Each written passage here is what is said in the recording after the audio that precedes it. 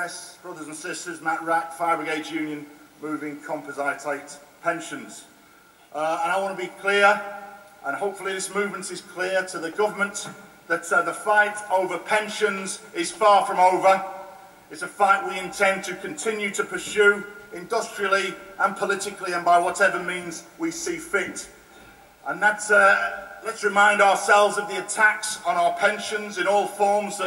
A government that wants to force workers to pay more, to work longer and to get less at the end. They've managed to achieve some of those attacks. They forced up our contributions over 3 years. They got their stooge Hutton to write a report attacking public sector workers' pensions. They've robbed our members by changing the way that they operate our pensions from RPI to CPI. But as far as my union, the Fire Brigade Union, is concerned, we are still fighting. We are still taking industrial action. We have taken industrial action on 46 days, and this is now over a year almost since we started to take strike action. Firefighters, as other public sector workers, do not want to be taking strike action. It is a terrible and a horrible thing to have to do. But firefighters are not prepared to see their pensions stolen off them by this government or by anyone else. And as a result of that action, we have won some concessions in Scotland, and the Northern Ireland Assembly government has agreed to a very significant change with accepting that firefighters should not have to work beyond the age of 55.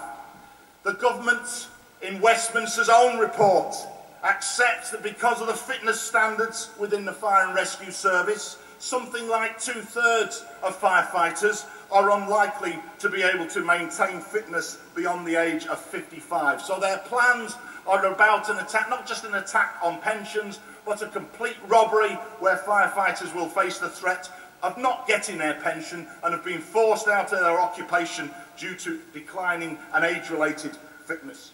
It is also, in our opinion, very clearly an attack on equality and diversity within the Fire and Rescue Service, because it identified again in the government's own report it will particularly affect women firefighters.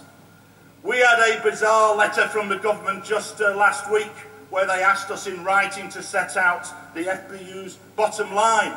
I have to say I've never been involved in negotiations where the other side asked such a question in such a manner.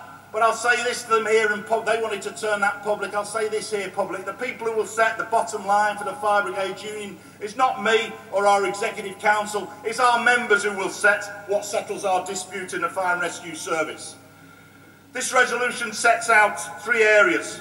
It identifies the need to address the inadequacy of the state pension. That, in our opinion, and hopefully in the opinion of this movement, it is not adequate, and we demand steps to address that, because we demand for all working people dignity and justice in retirement. It sets out the need for occupational pension schemes to take account of the differences between occupations, and I've identified one in relation to our own profession and occupation. That's always been the case, and it's reflected, for example, in the higher contributions. Many delegates may not be aware that the average contribution rate in the Fire and Rescue Service now that our members are paying is 14.2%, a huge whack out of frozen living standards and falling living standards as a result of the pay policies of this government.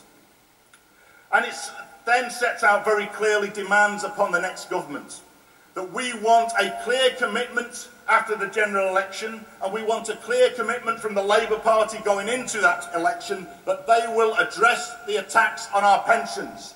They cannot come here and simply ask for our support.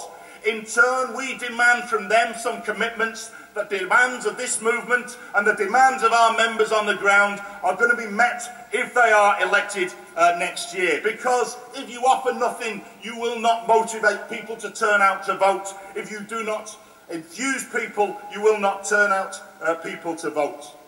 I'll finish with a story. If you go to St. Paul's Cathedral and walk across the river, across the little footbridge, just on the right there is a memorial to firefighters, and it records the names of firefighters who've been killed during and since the Second World War. Virtually every single name on that memorial is a member of the Fire Brigade Union.